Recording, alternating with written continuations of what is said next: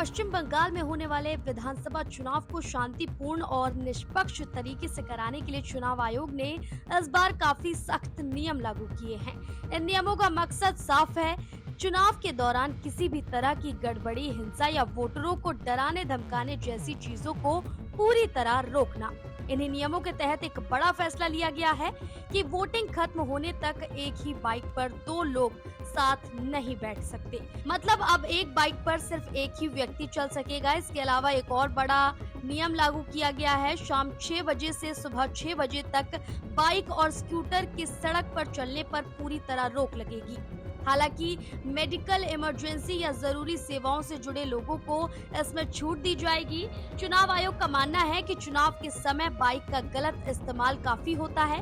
कई बार लोग ग्रुप में बाइक लेकर घूमते हैं, जिससे डर का माहौल बनता है।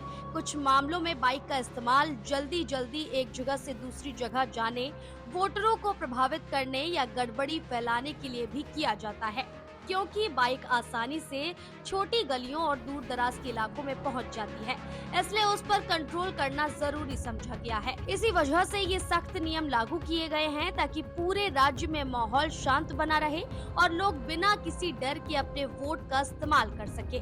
चुनाव आयोग ने अपने आदेश में साफ कहा है कि उनका उद्देश्य स्वतंत्र, निष्पक्ष और हिंसा मुक्त चुनाव कराना है। साथ ही किसी भी तरह की धमकी या गड़बड़ी को रोकना भी उनकी प्राथमिकता है। ये नियम 21 अप्रैल 2026 से लागू हो चुका है, क्योंकि पश्चिम बंगाल में 23 अप्रैल को पहले चरण की वोटिंग होनी है।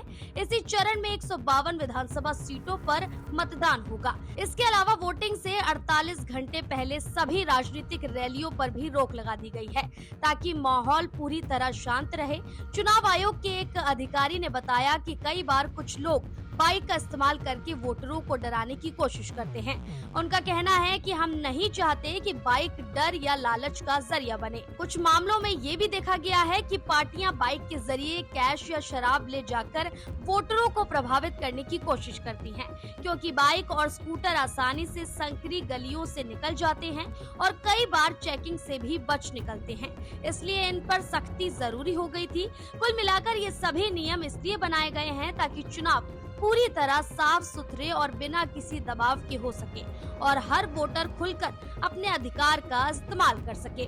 फिलहाल इस जानकारी में बस इतना ही। ऐसी और खबरों के लिए देखते रहें भारत अपडेट।